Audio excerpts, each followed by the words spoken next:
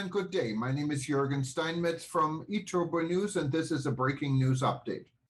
For more news updates and shows, please go to youtube.com/travel news group.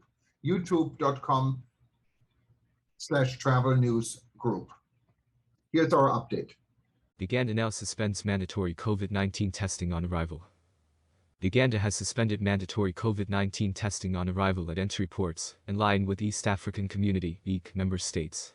Individuals transiting through Entebbe International Airport and all ports of entry in line with the position taken by the EAC are no longer required to be tested. This follows a cabinet decision made on Monday, February 14, 2022. To this end, a press statement signed off by the Director of General Health Services, Ministry of Health, Dr. Henry G. Mwabisa, reads in part that the mandatory COVID-19 testing of all incoming travelers at Entebbe International Airport upon arrival has been stopped with effect from February 16, 2022. The suspension of mandatory testing is due to the decline in positive cases identified at the airport and the reduction in the global threat of new variants of concern. The reduced risk of importation of variants of concern decreases the possibility of community transmission. However, the requirement for COVID-19 testing 72 hours before boarding for both incoming and exiting travelers remains in effect. Health workers at Entebbe International Airport will continue to screen all travelers both at arrival and departure and verify COVID-19 test certificates. This was reiterated by two ministers, including the Minister of Works and Transport, General Katumba Wamala, and the Minister of Health, Dr. Jane Ruthasinghe. While meeting with members of the Parliamentary Committee on Commissions, Statutory Authorities and State Enterprises, CASAS, General Katumba said, "The government has decided that there will be no more testing at the airport. It will be selective. For instance, if a traveler doesn't have a 72-hour COVID test result and has symptoms, then they will be picked to be tested, but testing every passenger that is coming in, it isn't going to happen." The Health Minister, Dr. Jaya Singh, said mandatory testing for travelers will end at all entry ports. However, he clarified, "As the Ministry of Health, we remain on alert for any eventuality." However, the 72-hour test result validity for travelers before boarding or exiting remains in place.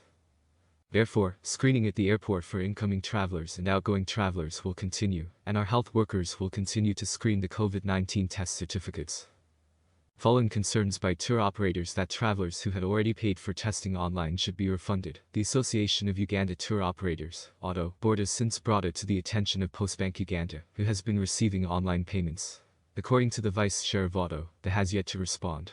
In June 2021, the Directorate of Citizenship and Immigration Control, DCIC, issued a directive that all visa applications must be made and paid for online, and not on arrival, in response to a spike in COVID-19 cases.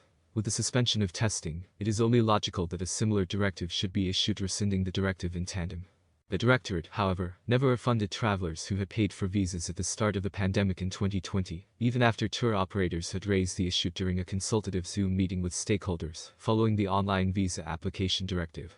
COVID updates as of February 14, 2022, stand at 162,865 cumulative cases, 99,727 cumulative recoveries, 3,577 deaths, and 15,610,547 doses of COVID-19 vaccines administered. More news about Uganda. Number Uganda travel.